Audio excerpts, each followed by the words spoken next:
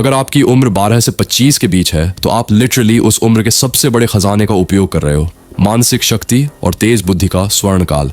अब अगर 25 प्लस की उम्र में शुरुआत कर रहे हो और पहले गलतियां होती रहीं, फिर भी भाई नुकसान नहीं है। क्यों? क्योंकि 25 के बाद ब्रह्मचर्य शुरू करने वाला इंसान उन सबसे 100 गुना बेहतर उठता है जो अभी भी खोखले मजों के पीछे भाग रहे हैं। नई शुरुआत का फायदा हमेशा मिलता है और सबसे ज्यादा मिलता है जिसे अपने पतन का एहसास हो जाए। बाकी तो बस अपराध बोध में फंसकर वहीं रह जाते हैं। 3 स्तर पर जीतोगे तो दुनिया की कोई ताकत तुम्हें रोक नहीं सकती। शारीरिक स्तर पर जीत, प्राणायाम, दौड़, वर्कआउट, कोई खेल खेलन। मानसिक स्तर पर जीत, पढ़न लिखन बनान सीखना। आध्यात्मिक स्तर पर जीत, ब्रह्मचर्य में निरंतर प्रगति, प्रार्थना, ध्यान। 3 लेवल पर जीतने वाला इंसान कंप्लीट विनर बनता है। इस बार यह ऐसा वर्जन है कि पढ़ने वाला इग्नोर ही नहीं कर पाएगा। ये गिल्ट नहीं देगा बल्कि रिस्पॉन्सिबिलिटी और बिलोंगिंग की भावना जगाएगा। भाई साफ बात कहूँ, जो ज्ञान तुम यहाँ पढ़ रहे हो ये सिर्फ शब्द नहीं है, ये वो मार्ग है जो तुम्हें पतन से उठाकर चरम तक पहुंचाता है। मैं ये सब इसलिए बना रहा हूँ ताकि तुम जैसे युवाओं का जीवन बर्बादी से बच सके और सही दिशा मिल सके। लेकिन सच्चाई यह भी है, ये ज्ञान, ये रिसर्च, ये शिक्षाएं, ये समय, ये ऊर्जा और ये सेवा एक कीमत लेकर आते हैं। मैं तुम्हें कभी दान देने के लिए मजबूर नहीं करता, क्योंकि मजबूरी में दिया गया दान पुण्य नहीं लाता। लेकिन मैं तुम्हें एक अवसर दे रहा हूँ उस ज्ञान परंपरा का हिस्सा बनने का जिसे तुम पढ़ते हो, जिसे तुम बदलते हो और जिसे आगे तक तुम्हें ही ले जाना है।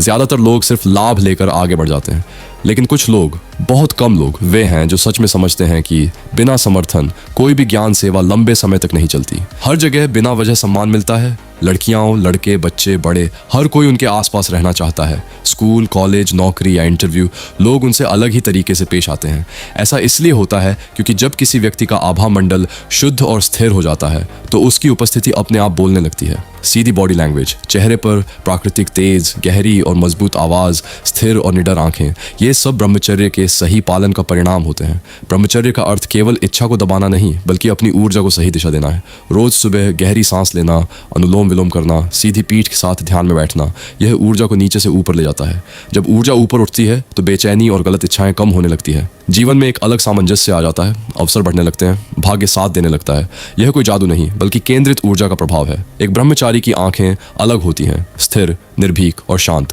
जिनमें संचित ओज झलकता है और लोग अनजाने में सम्मान करने लगते हैं। यदि आप इस मार्ग को सही और व्यवस्थित तरीके से अपनाना चाहते हैं तो मेरी स्वयं लिखी हुई ब्रह्मचर्य ई बुक आपके लिए चरणबद्ध और व्यवहारिक मार्गदर्शन देती है। इसे प्राप्त करने के लिए मुझे संदेश करें।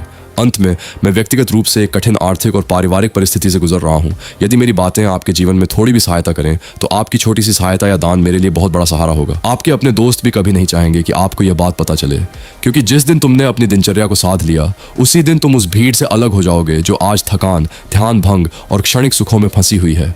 तुम सोचते हो कि ताकत किसी एक बड़े काम से आएगी, जिम, मोटिवेशन या किसी बाहरी चीज से, पर सत्य इससे बिल्कुल अलग है। असली शक्ति उन छोटी छोटी आदतों में छिपी होती है जिन्हें तुम रोज देखा करते हो। जब तुम देर रात तक स्क्रीन पर स्क्रॉल करते हो, जब तुम अपनी नींद से समझौता करते हो, जब तुम्हारा शरीर पानी के लिए पुकारता है और तुम उसे नजरअंदाज करते हो, तब तुम धीरे धीरे अपने ही अस्तित्व को कमजोर कर रहे होते हो और तुम्हें इसका एहसास भी नहीं होता। ये युग तुम्हें थकाने के लिए बना है। हर जगह उत्तेजना, हर जगह ध्यान खींचने वाले दृश्य, हर जगह कुछ ऐसा जो तुम्हें तुम्हारे ही मन से दूर कर दे। और इसी में आज का युवक अपनी सबसे बड़ी गलती कर रहा है। वह अपने शरीर और मन के मूल नियमों को भूल चुका है। सुनो, शरीर कोई साधारण वस्तु नहीं है, ये एक जीवित अग्नि है और इस अग्नि को प्रज्वलित रखने के लिए अनुशासन ही उसका ईंधन है। जब तुम 7 से 8 घंटे की गहरी नींद लेते हो तो तुम केवल आराम नहीं कर रहे होते, तुम अपने मस्तिष्क को पुनः निर्मित कर रहे होते हो, अपनी शक्ति को पुनः एकत्र कर रहे होते हो। जब तुम दिन भर में 3 से 4 लीटर जल पीते हो तो तुम केवल प्यास नहीं बुझा रहे होते, तुम अपने भीतर के हर तंत्र को प्रवाहित रख रहे होते हो, जैसे एक नदी जो कभी रुकती नहीं।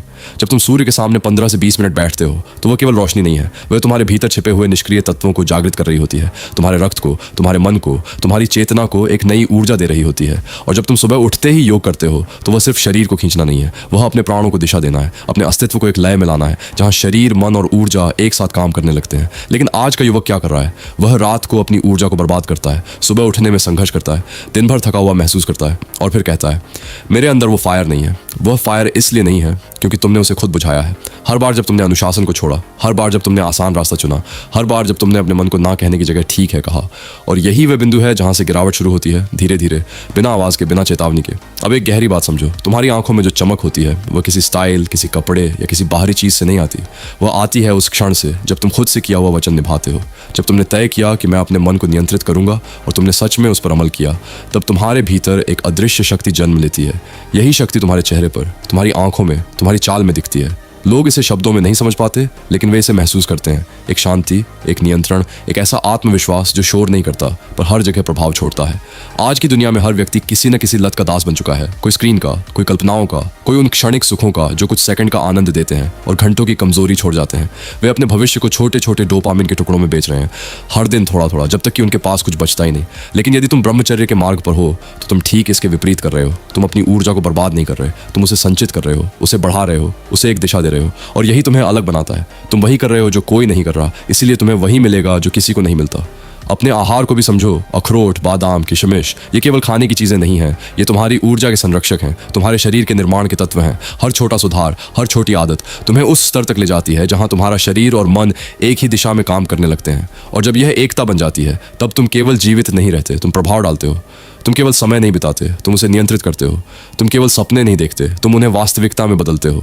और यही इस युग का सबसे बड़ा रहस्य है। जो व्यक्ति अपने मन और शरीर को साध लेता है, वह इस अराजक दुनिया में भी अडिग रहता है।